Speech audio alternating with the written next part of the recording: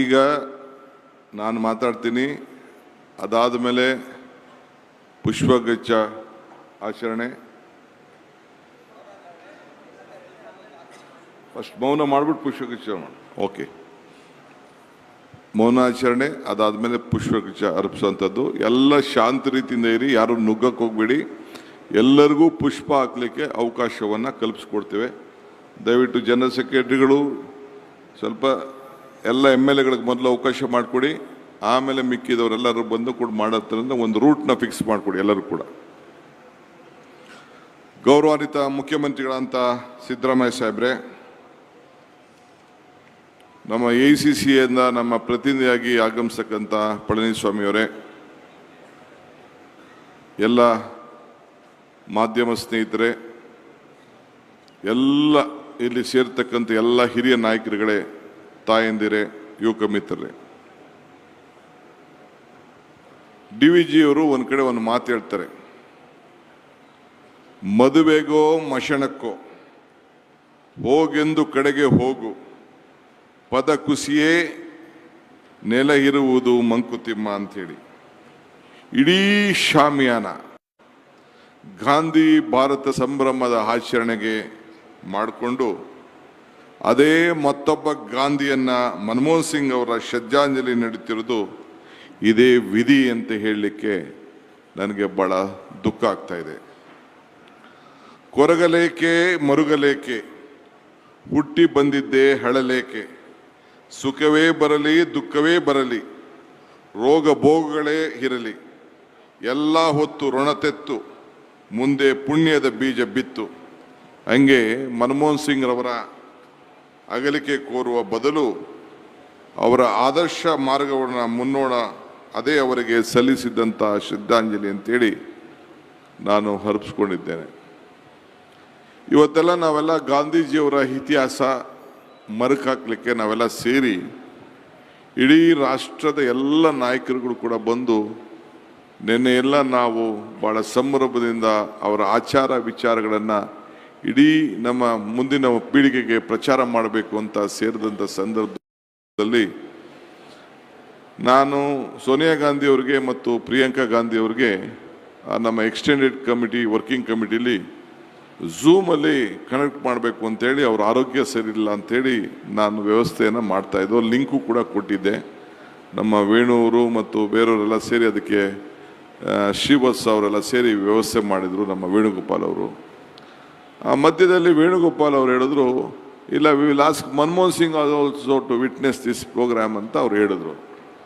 ಅದಾದಮೇಲೆ ಅವ್ರಿಗೆ ಆಫೀಸ್ಗೆ ಲಿಂಕ್ ಮಾಡಿ ಅವ್ರಿಗೆ ಕೊಟ್ಟಾಗ ಅವ್ರು ಹೇಳಿದ್ರು ಅವ್ರ ಆರೋಗ್ಯ ಸರಿ ಇಲ್ಲ, ಈ ರೀತಿ ಅವ್ರನ್ನ ಏಮ್ಸ್ಗೆ ಕರ್ಕೊಂಡು ಹೋಗುವಂಥ ಒಂದು ಪರಿಸ್ಥಿತಿ ಬಂದಿದೆ ಅಂತೇಳಿ ಅಲ್ಲಿ ತಿಳಿಸಿದ್ರು. ಸೊ ಅದೆಲ್ಲ ಮುಗಿಯೋವರೆಗೂ ನಮಗೆ ಅದು ಗೊತ್ತಾಗಲಿಲ್ಲ. ಅಲ್ಟಿಮೇಟ್ಲಿ ನಮ್ಮ AICC ಅಧ್ಯಕ್ಷರು ಫೈನಲ್ ಊಟ ಕೊಡ್ತಾ ಇದ್ದಂಥ ಸಂದರ್ಭದಲ್ಲಿ ರಾಹುಲ್ ಗಾಂಧಿ ಅವರಿಗೆ ಫೋನ್ ಬಂತು. ನಾನು ಮುಖ್ಯಮಂತ್ರಿಗಳು ರಾಹುಲ್ ಗಾಂಧಿ ಅವರೆಲ್ಲ ಅವರ ಊಟದಲ್ಲಿ ಪಾಲ್ಗೊಂಡಾಗ ಈ ರೀತಿ ಪರಿಸ್ಥಿತಿ ನಿರ್ಮಾಣ ಆಗ್ತಾ ಇದೆ ಅನ್ನೋದು ಬಂತು. ಆಗ ತಕ್ಷಣ ನಾವು ಆ ಕಾರ್ಯಕ್ರಮವನ್ನು ನಿಲ್ಲಿಸಿ ಆಮೇಲೆ ಅಲ್ಟಿಮೇಟ್ಲಿ 9:50 ನನಗೆ ಅಧಿಕೃತವಾಗಿ ನೀನು ಈ ಕಾರ್ಯಕ್ರಮನ ರದ್ದು ಮಾಡಬೇಕು ಅಂತ ಹೇಳಿ ತಿಳಿಸಿದ್ರು. ಇವತ್ತು ನಾವೆಲ್ಲ ರದ್ದು ಮಾಡಿ ಅವ್ರಿಗೆ ಆತ್ಮಕ್ಕೆ ಶಾಂತಿ ಸಿಗಲಿ ಅಂಥೇಳಿ ಅವರ ಮೌನದ ಆಚರಣೆಗೆ ನಿಮ್ಮನ್ನೆಲ್ಲ ಹೊರಗಡೆಯಿಂದ ಬಂದಂಥ ರಾಯರೆಡ್ಡಿ ಪ್ಲೀಸ್, ಅವರೆಲ್ಲ ಆತ್ಮಕ್ಕೆ ಶಾಂತಿ ಸಿಗಲಿ ಅಂತೇಳಿ ನಿಮ್ಮನ್ನೆಲ್ಲ ಹೊರಗಡೆಯಿಂದ ಬಂದಂಥ ಎಲ್ಲ ನಾಯಕರುಗಳನ್ನ ನಾವು ಆಹ್ವಾನಿಸಿ ತಾವೆಲ್ಲ ಬೆಂಗಳೂರಿಗೆ ಓದಬೇಕಾದ್ರೂ ಕೂಡ ಹೊರಗಡೆ ಹೋಗ್ಬೇಕಾದ್ರೂ ಕೂಡ ತಾವೆಲ್ಲ ಬಂದು ನಮ್ಮ ಶ್ರೇಷ್ಠ ಪ್ರಧಾನಮಂತ್ರಿ ಆದಂಥ ಮನಮೋಹನ್ ಸಿಂಗ್ ಅವರ ಆತ್ಮಕ್ಕೆ ಶಾಂತಿ ಸಿಗಲಿ ಅಂತೇಳಿ ತಾವು ಬಂದಿರೋದು ನಿಜವಾಗ್ಲೂ ನಮಗೆಲ್ಲ ಒಂದು ದೊಡ್ಡ ಶಕ್ತಿ ಸಿಕ್ಕಿದೆ. ಮುಖ್ಯಮಂತ್ರಿಗಳು ಮತ್ತು ವೀರಪ್ಪ ಮೊಯ್ಲಿಯವರು ಮತ್ತು HK ಪಾಟೀಲ್ ಅವರು ಬಹಳ ವಿಚಾರವಂತವನ್ನು ಈ ದೇಶಕ್ಕೆ ಕೊಟ್ಟಂಥ ಮತ್ತು ಪ್ರಪಂಚಕ್ಕೆ ಕೊಟ್ಟಂಥ ಆರ್ಥಿಕ ಪರಿಸ್ಥಿತಿಯನ್ನು ನಮಗೆಲ್ಲ ತಿಳಿಸಿದ್ದಾರೆ. ಒಂದು ವಿಚಾರ, ಮನಮೋಹನ್ ಸಿಂಗ್ರವರು ಅವರ ಕಾಲದಲ್ಲಿ ಯಾವುದಾದ್ರು ಕಾರ್ಯಕ್ರಮವನ್ನು ಕೊಟ್ಟಿದ್ರೆ ಶಾಸನಬದ್ಧವಾದಂಥ ಕಾರ್ಯಕ್ರಮವನ್ನು ಅವರು ಕೊಟ್ಟಿದ್ದಾರೆ. ಪುಟಾಣಿ ಮಕ್ಕಳ ವಿದ್ಯಾಭ್ಯಾಸ ಇದೆ ಹಿಡಿದು ಆರೋಗ್ಯಕ್ಕೆ ಒಂದು ಪೂರಕವಾಗಿ ಇವತ್ತು ಏನು ನಾವು ಆಶಾ ಕಾರ್ಯಕರ್ತರು ಅಂತ ನಾವು ಕರೀತಾ ಇದ್ದೇವೆ, ಆ ಕಾರ್ಯಕ್ರಮವನ್ನು ನಿರೂಪಿಸಿ ರೈತರ ಬದುಕಿಗೆ ಯಾರು ಜಮೀನನ್ನು ಕಳ್ಕೊಳ್ತಾ ಇದ್ದಾರೆ ಆ ಜಮೀನಿಗೆ ಬೆಂಗಳೂರು ಸಿಟಿಯಲ್ಲಿರೋರಿಗೆ ಡಬಲ್ ಕೊಡಬೇಕು, ಇಷ್ಟು ಕಿಲೋಮೀಟ್ರ್ ಆದವ್ರಿಗೆ 18 ಕಿಲೋಮೀಟ್ರ್ಕಿಂತ ದೂರ ಆದವ್ರಿಗೆ 3 ಪಟ್ಟು ಕೊಡಬೇಕು, ಹಳ್ಳಿಗೆ ಹೋಗಿದ್ರೆ 4 ಪಟ್ಟು ಕೊಡಬೇಕು ಅಂಥೇಳಿ ತೀರ್ಮಾನ ಮಾಡಿದಂಥ ಒಬ್ಬ ಹಿರಿಯ ಮುತ್ಸದ್ದಿ ಈ ದೇಶದ ಪ್ರಧಾನಮಂತ್ರಿ ಆಗಿದ್ದಂಥ ನಮ್ಮ ಮನಮೋಹನ್ ಸಿಂಗ್ರವರು ಅನ್ನೋದನ್ನು ನಾವು ಯಾರು ಕೂಡ ಮರೀಲಿಕ್ಕೆ ಸಾಧ್ಯ ಇಲ್ಲ. ಇವತ್ತು ನಮ್ಮ ರೈತರು ಫಾರೆಸ್ಟಲ್ಲಿ, ಈ ಫಾರೆಸ್ಟ್ ಅವ್ರ ಸವಾಸ ನಾವು ಯಾರು ಕೂಡ ರೈತರಲ್ಲಿ ಮೊದಲಿಂದ ಕೂಡ ವಂಶ ಪಾರಂಪರ್ಯವಾಗಿ ನಡ್ಕೊಂಡು ಬಂದದ್ದನ್ನು ಬೇಕಾದಷ್ಟು ಕಿರುಕುಳವನ್ನು ಕೊಟ್ಕೊಂಡು ಯಾವುದೋ ಒಂದು ಸುಪ್ರೀಂ ಕೋರ್ಟ್ ಜಡ್ಜ್ಮೆಂಟನ್ನು ಇಟ್ಕೊಂಡು ಎಲ್ಲ ಪರಿಶಾತಿ ಪರಿಶಿಷ್ಟ ಪಂಗಡ ಮತ್ತು ಬೇರೆ ಜನಾಂಗಕ್ಕೆ ತೊಂದರೆಯನ್ನು ಕೊಡ್ತಾಯಿದ್ರು. ಅದಕ್ಕೆ ಅವ್ರಿಗೆ ಫಾರೆಸ್ಟ್ ರೈಟ್ ಆ್ಯಕ್ಟನ್ನು ತಂದು ಇವತ್ತು 75 ವರ್ಷ ಪ್ಲಸ್ 25 ವರ್ಷ ಅಂತೇಳಿ ಮಾಡಿ ಅವರ ಬದುಕನ್ನು ರೂಪಿಸ್ಕೊಳ್ಳಿಕ್ಕೆ ಇವತ್ತು ಸಂವಿಧಾನದ ಹಕ್ಕನ್ನು ಕೊಟ್ಟು ರೂಪಿಸ್ಕೊಳ್ಳಿಕ್ಕೆ ಒಂದು ದೊಡ್ಡ ನಮಗೊಂದು ಶಕ್ತಿಯನ್ನು ಕೊಟ್ಟರು. ಬೇರೆ ಸರ್ಕಾರಗಳು ಈ ಪ್ರೋತ್ಸಾಹ ಕೊಟ್ಟರು ಬಿಟ್ಟರು, ನಮ್ಮ ಸರ್ಕಾರ ನಾವು ಮುಂದುವರಿಸ್ತಾ ಇದ್ದೇವೆ. ಮುಂದೆ ಕೂಡ ನಾವು ಆ ಸಂದರ್ಭದಲ್ಲಿ ಮುಂದುವರಿಸುವಂಥ ಕೆಲಸವನ್ನು ಈ ಸಂದರ್ಭದಲ್ಲಿ ನಾವು ಮಾಡ್ತೇವೆ. ಹಂಗೆ ನರೇಗಾ ವಿಚಾರ ಒಂದು ಘಟನೆಯನ್ನು ನಾನು ಹೇಳಲೇಬೇಕಾಗಿದೆ. ನಾವು ಬಳ್ಳಾರಿಗೆ ಪಾದಯಾತ್ರೆ ಮಾಡ್ತಾಯಿದ್ದೋ. ಬಳ್ಳಾರಿಗೆ ಪಾದಯಾತ್ರೆ ಮಾಡಬೇಕಾದ್ರೆ ಮಧ್ಯದಲ್ಲಿ ಒಂದು ಹಳ್ಳಿಲಿ ಸ್ವಲ್ಪ ಪ್ಲೀಸ್ ಒಂದು ಹಳ್ಳಿಲಿ ಹೋಗ್ಬೇಕಾದ್ರೆ ಒಂದು 50-60 ಹೆಣ್ಮಕ್ಳು ಎಲ್ಲ ಕೂಲಿಗೆ ಹೋಗ್ತಾಯಿದ್ರು. ಅವ್ರಿಗೆ ಕೇಳ್ದವ್ರು ನಾವೆಲ್ಲ ನಿಲ್ಲಿಸ್ಬಿಟ್ಟು ಮಧ್ಯ ಮಾತಾಡಿ ನಾನು ಮಾತಾಡೋಂಥ ಒಂದು ಅವಕಾಶ ಸಿಕ್ತು. ಅವರೆಲ್ಲ ಬಂದು ಕೂಲಿಗೆ ಬಂದು ಅವತ್ತು ಮಾತಾಡಿದ ಅವರ ಅನುಭವವನ್ನು ಅವ್ರು ಹಂಚ್ಕೊಳ್ತಾಯಿದ್ರು. ಆಮೇಲೆ ಒಂದಿನ ನಾನು ಮನಮೋಹನ್ ಸಿಂಗ್ ಅವರಿಗೆ ಒಂದು ಪತ್ರ ಬರೀಬೇಕು ಅಂತ ಆಲೋಚನೆ ಮಾಡಿದೆ. ಆ ಮಧ್ಯದಲ್ಲಿ ನಾನು ಸೋನಿಯಾ ಗಾಂಧಿ ಅವ್ರನ್ನ ಭೇಟಿ ಮಾಡಿದೆ. ಈ ಭಾಗದ ಕೆಲವು ಭಾಗದಲ್ಲಿ ಬೇರೆ ಜಮೀನುಗಳಿಗೆ ಹೋಗಿ ಕೂಲಿ ಮಾಡ್ತಾರೆ, ನಮ್ಮ ಭಾಗದಲ್ಲೆಲ್ಲ ನಾವು ಬೇರೆ ಜಮೀನುಗಳಿಗೆ ಹೋಗಿ ಕೂಲಿ ಮಾಡೋಕ್ಕೆ ಸ್ವಲ್ಪ ಹಿಂಜರಿತಾರೆ. ಸೊ ಆ ನರೇಗಾಯಿಂದ ಏನೂ ಪ್ರಯೋಜನ ಆಗ್ತಾ ಇಲ್ಲ ಅಂತ ಹೇಳಿದೆ. ಆಗ ನಾನು ಧ್ರುವರಾಯಣ್ಣು ಯಾರೋ 1-2-3 ಜನ ಇದ್ದೋ, ಐ ಥಿಂಕ್ ಸುರೇಶ್ ಆಗಿಷ್ಟೊತ್ತಿಗೆ MP ಆಗಿರೋ ಗೊತ್ತಿಲ್ಲ ನನಗೆ. ತಕ್ಷಣ ನನಗೆ ಜೋಶಿ ನೋಡೋಕ್ಕೆ ಹೇಳಿದ್ರು. ನನಗೆ Joshi central rural development ministry ಇದ್ದು ಜೋಶಿ, ಅವ್ರನ್ನ ಭೇಟಿ ಮಾಡು ಅಂತ ನನಗೆ ಹೇಳಿದ್ರು. ನಾನು ಅವ್ರಿಗೊಂದು ರೆಪ್ರೆಸೆಂಟೇಷನ್ ಕೊಟ್ಟೆ. ಜೋಶಿಗೆ ಅದನ್ನು ಫಾರ್ವರ್ಡ್ ಮಾಡಿದ್ರು.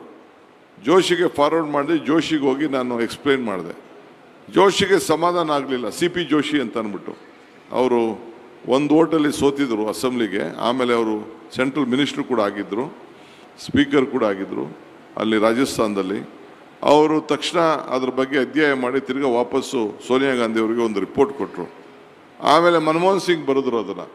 ಆಮೇಲೆ ಮತ್ತೆ ತನ್ನ ಸ್ವಂತ ಜಮೀನಲ್ಲೂ ಕೂಡ ಜಮೀನ ಮಟ್ಟ ಮಾಡಿಕೊಳ್ಳಿಕ್ಕೆ, ಜಮೀನು ವ್ಯವಸಾಯ ಮಾಡಿಕೊಳ್ಳಿಕ್ಕೆ, ತನ್ನ ಮನೆಗಳನ್ನು ಕಟ್ಟಲಿಕ್ಕೆ, ಆಶ್ರಯ ಮನೆ ಆಗಲಿ ಯಾವುದೇ ಮನೆ ಆಗಲಿ ಕೊಟ್ಟಿಗೆಗಳಾಗಲಿ ಕಟ್ಟಲಿಕ್ಕೆ ಆವತ್ತಿನ ಕಾಲದಲ್ಲಿ ಒಂದು ದೊಡ್ಡ ನಿರ್ಧಾರವನ್ನು ಮಾಡಿ ಈ ನರೇಗಾ ಅಡಿಯಲ್ಲಿ ಸೇರಿಸಿದಂಥ ಒಂದು ಹೃದಯ ಶ್ರೀಮಂತಿಕೆ ಇತ್ತಲ್ಲ, ಇದು ಸೋನಿಯಾ ಗಾಂಧಿ ಅವರಿಗೆ, ಮನಮೋಹನ್ ಸಿಂಗ್ ಅವ್ರಿಗೆ ಇದ್ದಿದ್ದು ಈ ದೇಶಕ್ಕೆ ಹೊಸ ಒಂದು ದೊಡ್ಡ ಕ್ರಾಂತಿಯನ್ನೇ, ಉದ್ಯೋಗ ಖಾತ್ರಿ ಸೃಷ್ಟಿ ಯೋಜನೆಯನ್ನು ಕೊಟ್ಟಿದ್ದು ಒಂದು ಇತಿಹಾಸವನ್ನು ಮೂಡಿದೆ ಅಂತ ಹೇಳಲಿಕ್ಕೆ ನನಗೆ ಭಾಳ ಸಂತೋಷ ಆಗ್ತದೆ. ಹಿಂಗೆ ಇವತ್ತು ನಮ್ಮ ಅನ್ನಭಾಗ್ಯ ಸಿದ್ದರಾಮಯ್ಯನವ್ರಿಗೆ ಮುನ್ನುಡಿ ಬರೆದಿದ್ದೇ ಈ ಫುಡ್ ಸೆಕ್ಯೂರಿಟಿ ಆ್ಯಕ್ಟ್. ಇದು ನಮಗೆ ಜೊತೆಗೆ ಈಗ ಹೊಸದಾಗಿ ನಾವು ಶಾಲೆಗಳು ಮಾಡಬೇಕು ಅಂತ ಹೊರಟಿದ್ದೇವೆ.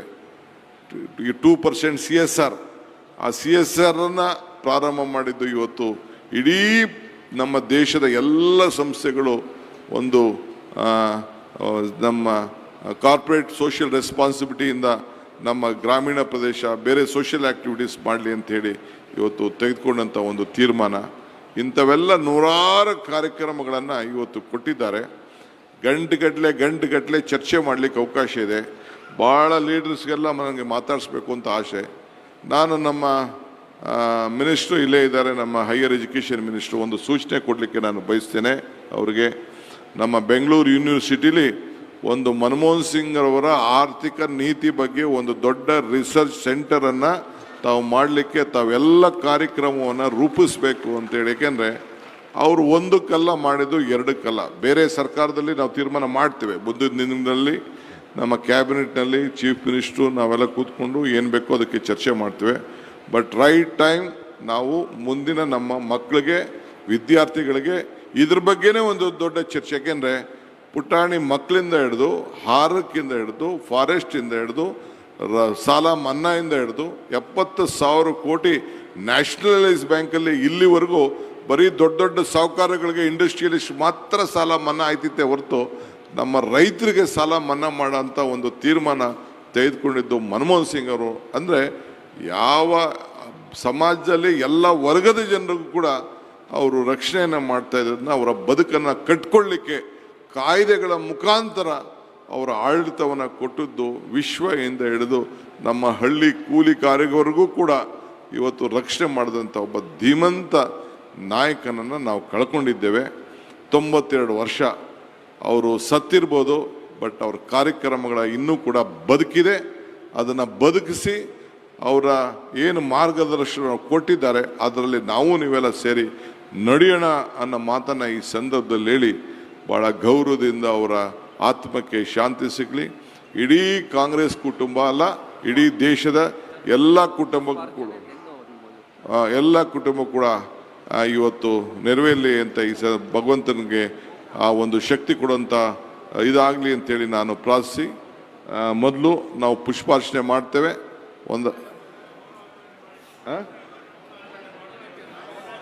ಆಯಿತು, ಫಸ್ಟು ಮೌನ ಆಚರಣೆ ಮಾಡ್ತೀವಿ, ಆಮೇಲೆ ಪುಷ್ಪಾಚರಣೆ.